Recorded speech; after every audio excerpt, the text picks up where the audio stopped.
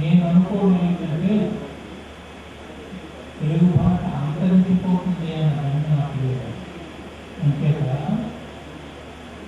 నగరాల్లోని మహానగరాల్లోని ఉండేటటువంటి వాళ్ళే తెలుగు దూరం అవుతున్నారు తప్ప గ్రామీణ జనం దూరం కావలేదు. కాకపోతే క్రమక్రమంగా ఇదే ధోరణిలో సాగుతూ ఉంటే గంగానది మహానది వంటిది ఈనాడు ఊరికాలుగా తయారయ్యింది. ఆ విధంగా కావడానికి పనికిరాదు. మీ చుట్టుపక్కల బోర్డు నీళ్లు ఉన్నాయి, అందరం వాటర్ కొనుక్కున్న తాగవలసిన పరిస్థితి. అలాగే తెలుగు భాష కూడా దెబ్బతినే ప్రమాదం ఉంది. దాని గురించి ఒక మాట, విద్యార్థుల్ని ప్రోత్సాహపరచడం ద్వారా తెలుగు భాషను ఆలోచించుకోవచ్చని చాలామంది అభిప్రాయపడుతున్నారు. రోజులో 5-6 గంటలకు మించి ఎవరు ఏ విద్యార్థులను బడిలో ఉంటారు. కానీ రోజులో ఎన్ని గంటలకు తిరుగుతాడు? అలాగే బడికి వచ్చి వెళ్ళినవాడు ఆడవాడు, ముఖ్యంగా ముసలివాడు ఎన్ని గంటలు టీవీలో ఉంటారు? టీవీలో ఇవాళ విద్యార్థులను సంస్కరించినంత మాత్రాన టీవీలో అదే పనిగా అనవసరమైన వాటి కూడా ఇంగ్లీష్ పదాలు దొరుకుతూ ఉంటే అదే అలవాటు అయిపోతాయి. ఇప్పుడు మనమందరం తెలుగు మాటలు తెలుసుకోవడానికి సందర్భంలో ఆంగ్ల పదాలను వాడుతున్నాం. ఎందుకు? అది అలవాటు బట్టి అవుతుంది. అందుచేత టీవీ ఛానల్, వార్తాపత్రికలు మొదలైనటువంటి ప్రెస్, టీవీ, ఈ 2 సంస్థలు వాళ్ళ మాత్రమే తెలుగు రక్షింపబడుతుంది అని నేను అనుకుంటాను. ఎందుకంటే రోజు కనీసం 12 గంటలు టీవీలో ఇంట్లో ఉంటాం, చూస్తూ ఉంటాం. అక్కడ ముఖ్యంగా యాంకర్స్ ప్రతి మాటకి అది అలవాటు అయిపోతుంది. అందుచేత భాష క్షీణించుకోవడం, అంతరించుకోవడం జరగదు, కానీ కలుషితం అవుతుంది. అలా జరగకుండా ఉండాలంటే ఈ ప్రసార మాధ్యమాలు 2 కూడా తప్ప భావిస్తున్నాను. దానికి నాయకులకు కూడా నేను మరీ వెళ్ళుకుంటున్నాను. ఈ విషయం గురించి ఆలోచించేటప్పుడు ఈ దృష్టితో ఆలోచించాను. మనం తెలుసుకుంటాను. ప్రభు గారు చూడండి సార్.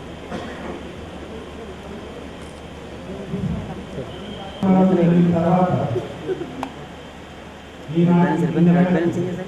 మన కుమార్ గారి సౌకర్యంతో ఈ పవిత్రమైన భూమిని సృష్టించే అదృష్టం నాకు. మాకు సరళతి శ్రీనివాస్ గారు, శ్రీపాద లక్ష్మీనరసింహ గారు కట్టని కోటలా ఉండేవారు అని శ్రీపాద సుబ్రహ్మణ్య శాస్త్రి గారే రాస్తున్నారు అనుభవాలు జ్ఞాపకాలు. దీన్ని అలా వస్తే సుందరరావు గారు, తర్వాత కారణమాస్తారు చాలా ప్రధానమైన అంశాలనే లేవనెత్తారు.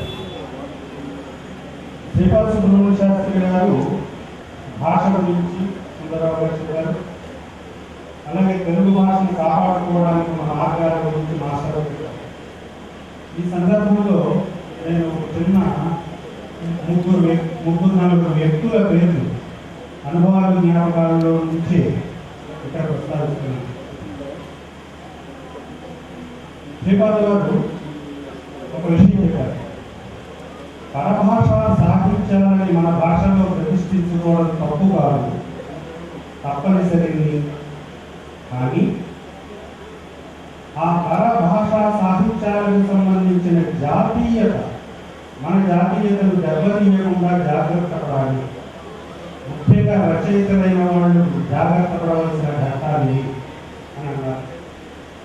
తన భాషలో ఈ జాతీయత, ఈ సంప్రదాయము, లేకపోతే తెలుగు పరిమాణము ఎలా అర్థమయ్యో కూడా ఆయన కొందరు మహాత్ముల పేరుతో ఉటంకించి మరీ చెప్తున్నారు. కేవలం 2 సంఘటనలు చెప్పి చూపిస్తాను. శ్రీనివాస సుబ్రహ్మణ్య శాస్త్రి గారు చిన్నతనంలో ఆయన స్నేహితులు అందరూ కలిసి చుట్టుపక్కల చెరుకు గానుగుల దగ్గరికి వెళ్ళి ఆ పానకం బెల్లం వాళ్ళ దగ్గర నుంచి తీసుకుని ఆరగించడం అలవాటు. ఒకసారి వారు ఒక రైతుతో పాటు ఇంటికి వచ్చారు. రైతు ఇంటికి వెళ్ళారు. ఆ సందర్భంలోనే డాక్టర్ దివాకర్ రాజు గారు అనే ఆయన కూడా అక్కడికి వచ్చారు. ఇంట్లోంచి ఆ రైతు తమ్ముడు పానకం పట్టుకొచ్చి అక్కడ పెట్టాడు. వేడివేడిగా ఉంది. పిల్లలందరికీ అది చల్లారక ముందే దాన్ని ఎత్తుకోవాలని కోరిక. డాక్టర్ దివాకర్ రాజు గారు మాటల్లో పడిపోయారు. ఎంతకీ దాన్ని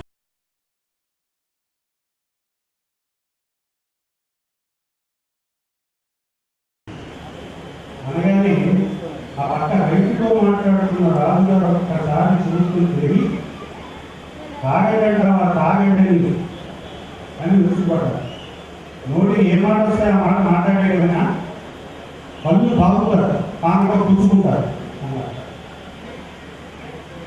మనం ఇవాళ అన్ని తాగేస్తాం. ఘన ద్రవ సెమీ ద్రవ పదార్థాలన్నీ మనం తాగేది. అక్కడ ఒక మాట రాశారు శ్రీనివాస సుబ్రహ్మణ్య శాస్త్రి గారు. ఈ సంఘటన తర్వాత నా జీవితంలో ఎప్పుడు నేను కాఫీ కానీ టీ సోడా ఇలా ఒక లిస్ట్ ఇచ్చి వీటిని పుచ్చుకో అని వాడతాను తప్ప తాగమన్న మాట నేను వాడలేదు అని. ఆ డాక్టర్ వారి వచ్చిన వారు ఎవరైనా ఉంటే ఇక్కడ వారికి పాదాలు నమస్కారం చేస్తున్నాను. శ్రీనివాస సుబ్రహ్మణ్య శాస్త్రి గారి తెలుగు భాష యొక్క సంప్రదాయాన్ని నేర్పింది. ఇది ఒక విషయం. రెండవ విషయం, ఆయన ఏమంటారంటే నేను గ్రంథాలను చూసి భాష నేర్చుకున్నాను, స్త్రీల నుంచి నేర్చుకున్నాను. సుందరరావు గారు ఇలాగే చెప్పారు. స్త్రీల నుంచి నేర్చుకున్నాను. పురుషుల భాషలో కంటే స్త్రీల భాషలో లాలిత్యము మార్గాలు ఉంటాయి. వాటిలో జాతీయత సంప్రదాయాలు తొలిగిసలాడుతూ ఉంటాయి అని చెప్పారు. చెబుతూ ఆయన్ని ఒక తెలుగు భాషలో కనిపించే చమత్కారం కానీ చెరువులు కానీ శ్రేష్ట కానీ నలుగురు మాట్లాడుకునేవారు. ఈయన చాటుగా వింటూ ఉండేవారు. వారు ఎలా మాట్లాడుతున్నారు, ఏం మాట్లాడుతున్నారు. అక్కడ ఒక మాట చెప్పారు. నలుగురు పేర్లు చెప్పారు. ఒకటి, వెంకయ్య గారి భాషలో గాంభీర్యాన్ని, సంప్రదాయాన్ని, భాషా మర్యాదని నేర్చుకున్నాను. ఈ నలుగురు తరగతి నమస్కరించడానికి ఈ రోజు ఇక్కడికి వచ్చాను. నమస్కారం. కృతజ్ఞతలు తెలియజేస్తూ మన గ్రామానికి చెందినటువంటి నుంచి ఆ విషయాన్ని ఆ దేశంలో రుజువుతుంటే మన కుమార్ అక్కడ అడుగుపెట్టి ఒక 6 లక్షలు అక్కడ ప్రెసిడెంట్ గిరి ప్రెసిడెంట్. భారతదేశంలో సౌత్ ఇండియా నుంచి దక్షిణ భారతదేశం రాయబారిగా ఆంధ్రని కాన్సుల్ జనరల్గా మన కుమారుని అక్కడ అందులో మన దక్షిణ భారతదేశం, మన ఆంధ్రప్రదేశ్, మన తూర్పుగోదావరి జిల్లా, మన రాజమండ్రి, మన పొదమూరు. ఓహో, ఇదేదో కొంచెం అద్భుతమైన విషయం. గట్టిగానే తప్పని కొట్టాలి. సో ఇలాంటి కుమారులు ఉంటే ఈ భూమి పుట్టులు మరింత మంది ఆ వేదిక పై నుంచి ఎంతమంది పెద్దల సమక్షంలో మీ అందరి యొక్క పరిముఖంగా మనస్ఫూర్తిగా అభినందిస్తూ వారి కుటుంబంపై నిత్యం దర్శించాలని కోరుకుంటూ వారికి అభినందనలు చేస్తున్నాం. చివరిగా నన్ను క్షమించండి, ఇంకా పూర్తి రాలేదు. మా కంతుల దుర్గేష్ గారు సాహితీమూర్తి వారిని చక్కగా 4 మంచి మంచి వాక్యాలు మన అందరి ఆనందం కోసం చెప్పవలసిందిగా స్వామి వారి బ్రహ్మోత్సవాల సందర్భంగా శ్రీ ప్రభుత్వ చారిటబుల్ ట్రస్ట్ వారు స్థానిక పాలమూరులో నిర్వహిస్తున్నటువంటి ఈ కార్యక్రమాల్లో తొలి రోజు అయినటువంటి ఈ రోజు ముఖ్యంగా పాలమూరుకు చెందినటువంటి సుప్రసిద్ధ రచయిత శ్రీనివాస సుబ్రహ్మణ్య శాస్త్రి గారి పేరు మీద జరిగేటువంటి అభినందన పురస్కార కార్యక్రమానికి అదేవిధంగా కార్యక్రమంలో ముఖ్య అతిథులు మా చిరకాల మిత్రులు శ్రీ కృష్ణకుమార్ గారికి, ముఖ్యంగా ఈ కార్యక్రమం ఆద్యంతో కూడా రసవత్తరంగా కొనసాగిస్తున్నటువంటి పెద్దలు శ్రీ పుట్ట శ్రీరామూర్తి గారికి, అన్నిటికంటే మించి ఈ కార్యక్రమాన్ని అటు రాజమండ్రిలో కానీ ఇక్కడ స్వగ్రామమైనటువంటి పాలమూరులో కానీ అనన్య సామాన్యంగా నిర్వహిస్తున్నటువంటి మిత్రులు, కేవలం కార్యదక్షత కలిగినటువంటి వ్యక్తిగా మాత్రమే కాకుండా కళా సాంస్కృతిక విషయాల్లో గొప్ప కళా రచయిత పెద్దలు నిరాడంబరులు శ్రీ కాళీపట్నం రామారావు మాస్టర్ గారికి, వీటన్నిటికంటే మించి ఈ కార్యక్రమాన్ని విజయవంతం చేయడానికి మీరు ఇచ్చేసిన 50 మంది సాహిత్య ప్రియులకు ప్రసాద్ గారికి అందరికీ కూడా నమస్కారాలు తెలియజేసుకుంటున్నాను. ఇవాళ కుమార్ గారు చేపట్టినటువంటి కార్యక్రమం విషయంలో కుమార్ గారితో ఇందాక నేను అన్నాను, మీరు చేసేటువంటి వ్యాపారాలు, మీ యొక్క వ్యాపకాలు ఇవన్నీ ఒక ఎత్తైతే, మరో పక్కన పుట్టిన ఊరిని మర్చిపోకుండా ఆ ప్రాంతంలో ఒక పక్కన ఆధ్యాత్మిక కార్యక్రమాలు నిర్వహించడం, మరో పక్కన ఈ ప్రాంతాన్ని తమ రచన వ్యాసంగం ద్వారా సుసంపన్నం చేసినటువంటి పెద్దల్ని సత్కరించుకోవడం, ఇలాంటి అరుదైన కార్యక్రమాలని అనన్య సామాన్యంగా నిర్వహిస్తున్నటువంటి మీరు సదా అభినందనీయులు అనేటువంటి మాట కుమార్ గారికి చెప్పడం జరిగింది. ఆ వెనువెంటనే శ్రీరామూర్తి గారు మన కుమార్ గారు సాధించినటువంటి కొత్త ప్రగతిని కూడా మనందరికీ చెప్పారు. ఈ సందర్భంగా మీ అందరికీ నేను మనవి చేస్తున్నాను, అటువంటి మంచి మనసుతోటి ఈ కార్యక్రమాన్ని కుమార్ గారు చేయడం వల్లే ఆయన ఇవాళ భారతదేశంలోనే అత్యంత ప్రతిష్టాత్మకమైనటువంటి ప్రత్యేకమైన అరుదైన గౌరవం దక్కింది అనేటువంటి వాటిని కూడా ఈ సందర్భంగా నేను మనవి చేస్తున్నాను. ఇంకా శ్రీ కాళీపట్నం రామారావు మాస్టర్ గారి గురించి ఒక మాట చెప్పాలి. నిజానికి ఆయన రాసినటువంటి రచనలో యజ్ఞం ఒక ప్రత్యేకతతో కూడినటువంటి రచన. నాకు అనిపిస్తుంది, చాలా సందర్భాల్లో కథా యజ్ఞాన్ని జీవితంగా మలుచుకున్నటువంటి గొప్ప మహానుభావుడు శ్రీ కాళీపట్నం రామారావు గారు. మనకు తెలిసినంత వరకు ఈ ప్రాంతంలో శుద్ధ సోదరి కుటుంబంలో పుట్టి పూర్తిగా వ్యాకరణానికి సంబంధించి, వేదానికి సంబంధించి, లేకపోతే సమాసాలు అద్భుతంగా ఉండేటువంటి ఒకనొక ప్రక్రియలో కొనసాగేటువంటి వాతావరణంలో పుట్టినటువంటి శ్రీపాద సుబ్రహ్మణ్య శాస్త్రి గారు వాటన్నిటికీ ఎదురీది సామాన్య ప్రజానీకానికి, ప్రజా బాహుళ్యానికి, సామాన్య సగటు మానవుడు కూడా అర్థమయ్యే రీతిలో రచన ఉండాలనేటువంటి ఆలోచనతోటి వచనం పట్ల ఆయన మక్కువ పెంచుకుని కథలకి అనన్య సామాన్యటువంటి కీర్తి ప్రతిష్టలు తీసుకొచ్చినటువంటి వ్యక్తి శ్రీపాద సుబ్రహ్మణ్య శాస్త్రి గారు. ఆయన ఇక్కడ పుట్టడం అనేది మనందరూ చేస్తున్నటువంటి ఒక ప్రత్యేకమైనటువంటి అద్భుతమైనటువంటి అదృష్టమైనటువంటి వాటిని మనం చేస్తూ, అటువంటి మహానుభావుడు కథకి గొప్ప ఖ్యాతి తీసుకొచ్చినటువంటి శ్రీపాద సుబ్రహ్మణ్య శాస్త్రి గారి పురస్కారాన్ని గత సంవత్సరం ఇదే సమయంలో ఈ ప్రాంతం అంటే ఈ జిల్లాకి చెందినటువంటి వంశీ గారికి ఇవ్వడం జరిగింది. ఆ రోజు కొంతమంది అన్నారు, వంశీ గారికి ఇచ్చారు, చాలా మంచిది. రాజమండ్రి తూర్పుగోదావరి జిల్లాకి సాహితీ పరంగా చాలా ప్రధానమైన పట్టణం, ఇక్కడ ఇచ్చారు, బాగా ఉంది. అయితే సుబ్రహ్మణ్య శాస్త్రి గారు పుట్టిన గడ్డ అయినటువంటి పాలమూరులో ఇటువంటి కార్యక్రమం నిర్వహిస్తే బాగుంటుంది అనేటువంటి మాట ఏదైతే అందరూ అన్నారో దాని ఆచరణలో తీసుకురావడానికి కుమార్ గారు ఈ రోజు ఈ కార్యక్రమాన్ని ఏర్పాటు చేశారు. ఈ కార్యక్రమంలో సైతం శ్రీపాద సుబ్రహ్మణ్య శాస్త్రి గారి పేరుకి ఏ రకమైనటువంటి గౌరవం ఇవ్వాలో ఆ గౌరవానికి తగిన వ్యక్తి ఎవరైతే ఉన్నారో కథా రచనలో ఆ కాళీపట్నం రామారావు మాస్టర్ గారిని తీసుకొచ్చి ఈ కార్యక్రమం చేయడం అనేది నిజంగా గొప్ప విషయం, మనందరం గర్వించదగినటువంటి విషయం అనేటువంటి మాటని మనం చేస్తున్నాం. ముఖ్యంగా కథా నిలయం ఆయన నాకు తెలిసినంత వరకు కాళీపట్నం రామారావు మాస్టర్ గారి గురించి నేను విన్నది, నేను తెలుసుకున్నది, ఆయన జీవితాన్ని కథకు అంకితం చేశారు. ఆయన మాస్టర్ గా తన జీవితాన్ని వెలుగుగా వృత్తి చేశారు.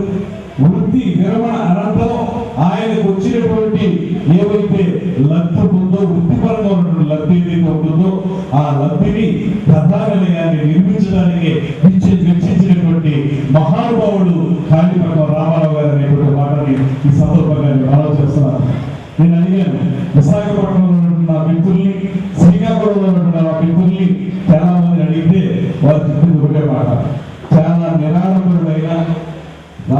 రాష్ట్రంలో కానీ దేశంలో కానీ ఎక్కడైనా ఒక కథ ప్రచురితమైతే ఆ కథ తప్పనిసరిగా కథానిలంలో ఉండేలా చూసుకునేటువంటి వ్యక్తి శ్రీ కాళీపట్నం రామారావు గారు.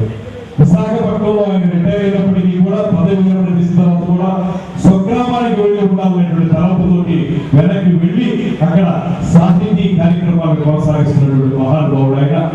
అంతేకాదు కేవలం ఆర్టీసీ బస్సులో మాత్రమే తిరుగుతుండేటువంటి అత్యంత నిరాడంబరమైనటువంటి వ్యక్తి కాళీపట్నం రామారావు గారు. వారిని సత్కరించుకోవడం కంటే ముఖ్యమైన అంశం ఇక్కడ ఉన్నటువంటి నవతరం ప్రతినిధులు ఎవరైతే ఉన్నారో వారందరూ ఆ కాళీపట్నం రామారావు గారిని చూడటం వల్లే వారి జీవితాలు సుసంపన్నమయ్యాయన్నటువంటి వాటిని కూడా ఈ సందర్భంగా నేను మనం చేస్తున్నాను. అటువంటి మంచి వ్యక్తిని తీసుకొచ్చి మంచి కథ రచయిత మాత్రమే కాకుండా కథ ఎక్కడున్నా సరే అది చిన్నవారు రాసిన పెద్దవారు రాసిన ఆ కథకి ఒక ప్రాముఖ్యత ఇచ్చి ఆ కథానయంలో పెట్టినటువంటి వ్యక్తి శ్రీ కాళీపట్నం రామారావు మాస్టర్ గారు. వారిని కలుసుకోవడం వారి పాదపద్మాలకి కాస్త మేము ఒక నమస్కారం చేసుకోవడం అనేది మా జీవితంలో మాకు అదృష్టమైనటువంటి కార్యక్రమంగా భావిస్తూ ఇటువంటి మహత్తరమైనటువంటి అవకాశాన్ని కల్పించిన వారికి మరొకసారి ధన్యవాదాలు తెలుస్తూ ముఖ్యంగా కాళీపట్నం రామారావు గారికి మేము మనం చేసేది ఇప్పుడు మీరు ఏదైతే చెప్పారో తెలుగు భాష యొక్క ఔన్నత్యాన్ని కాపాడడానికి దీని పట్ల మనందరం కృషి చేయాలి. దాంతోపాటు రాజకీయ నాయకులు కూడా ప్రత్యేకమైన కృషి చేయాలనేటువంటి సందేశం మీరు ఏదైతే ఇచ్చారో అది ఖచ్చితంగా మా మనసులో ఉంది. ఇవాళ తెలుగు భాషని ప్రాచీన భాషగా గుర్తించే విషయంలో మనం చేయవలసినటువంటి కృషి ఇంకా చాలా మిగిలింది. మీరు ఏదైతే అన్నారో ఇవాళ అవసరం లేని చోట కూడా ఆంగ్ల పదాలను వాడుతూ అదొక ఫ్యాషన్ గా మారిపోయినటువంటి సందర్భంలో తెలుగు భాషకి సరైన గుర్తింపు ఒక 40 ఏళ్ళు దాటిన వాళ్ళ గురించి నేను మాట్లాడటం లేదు. 40-50 సంవత్సరాలు దాటిన ప్రతి ఒక్కరు ఎప్పుడు తెలుగులోనే మాట్లాడతారు. కానీ ఎవరైతే ఇప్పుడు యుద్ధ వయస్సులో ఉన్నారో ఎవరైతే కిషోర బాలికలుగా ఉన్నారో వారందరిలో కూడా తెలుగు మాట్లాడాలనేటువంటి ఒక మమకారాన్ని వృద్ధి చేయాల్సినటువంటి అవసరం అందరికంటే కూడా రాజకీయ నాయకుల మీదే ఎక్కువ ఉందనేటువంటి వ్యక్తుల్లో నేను కూడా ఒకరిని. తప్పనిసరిగా మీరు ఇచ్చిన సందేశం ఏదైతే ఉందో ఆదేశం ఏదైతే ఉందో దాని ప్రకారం తెలుగు భాషకు మరింత ప్రాచుర్యం రావడానికి మేమందరం కూడా కృషి చేస్తామనేటువంటి మాటని మీరు తెలియజేస్తూ మరొకసారి మీ పాదపద్మాలకి నా నమస్కారాలు తెలియజేసుకుంటూ ఈ కార్యక్రమంలో పాల్పంచుకున్నందుకు నా అదృష్టాన్ని మరొకసారి తెలియజేస్తూ సెలవు తీసుకుంటున్నా. నమస్కారం.